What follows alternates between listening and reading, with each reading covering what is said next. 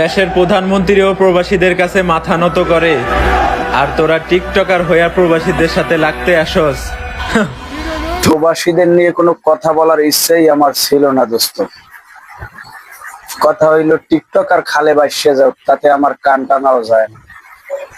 দেশের প্রধানমন্ত্রী নিয়ে কথা বলা, প্রধানমন্ত্রীও ভয় পায় প্রবাসীদের। কয়েকটা টাকা হয়েছে, টাকার খুব গরম, টাকার বাহাদুরি না। টাকা তো মেতরেও কামায়, কথা বোঝো না? তোরা এমন কুতুব হয়ে গেছো, রেমিটেন্স কামাই করো, হ্যাঁ? তাহলে আমরা কি বাল ফালাই? আমরা কি টাকা কামাই না? একটা টাকা কি কেউ তা কেউ দেও? তোর কামাই তুই খাও। তুই 1000 কোটি টাকা কামাইলেও তুই কি আর একজনের 2 টাকা দিবি নাকি? তোর কামাই তো তুই খাবি। তাইলে তোর গরম দেহার কি আর একজনের সময় আছে? হ্যাঁ, পাইন মেরার সময় আছে কেউ রে কেউ?